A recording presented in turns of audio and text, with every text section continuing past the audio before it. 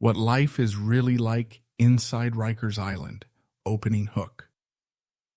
It's one of the most notorious jails in America, a place where fear and violence are part of the daily routine. Guards say it's out of control, inmates say it's a death sentence, and yet it sits right here in New York City, just a stone's throw from Manhattan. Tonight, we're pulling back the curtain on a jail so infamous it's been called the land that time forgot. This is what life is really like inside Rikers Island. First impressions. From the moment you step off the bus, Rikers hits you with its reality, the noise, the smell, the tension in the air.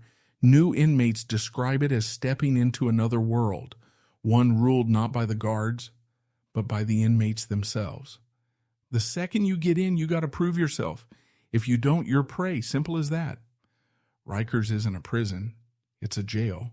That means most people here haven't even been convicted yet. They're awaiting trial, but that doesn't make it safer. In fact, it makes it more unpredictable. The daily reality. So what's daily life actually like? Picture this. Overcrowded cells, sometimes double or triple capacity. Guards stretched thin, tempers flaring, and gangs controlling who eats, who sleeps, and who gets protection. You're outnumbered every single day. One guard to 60, sometimes 70 inmates. You can't control it. You just try to survive your shift.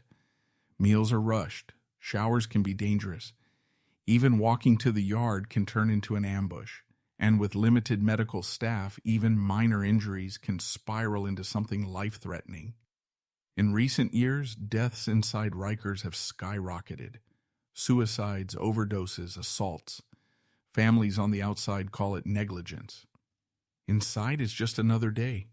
Gang politics. To understand Rikers, you have to understand the gangs.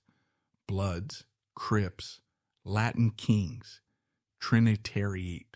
So their influence runs deep. For many inmates, joining a gang isn't about loyalty. It's about survival. If you're not with a crew, you're a target. They decide who you can talk to, who you can borrow from, even where you can sit in the cafeteria. The fights are constant. Sometimes it's about territory.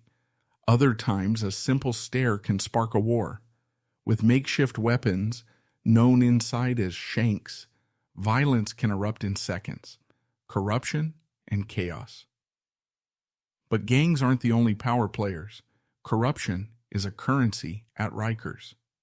Guards have been caught smuggling in drugs, cigarettes, even weapons, sometimes out of fear, other times for profit. You got officers making less than $50,000 a year, working 16-hour shifts, exhausted. Then an inmate offers them $1,000 for a phone? Some say yes, and when that happens, everything falls apart. Cell phones become lifelines for gangs, connecting them to the outside world. Drugs fuel addictions and turf wars, and the guards who resist, they're often the ones targeted.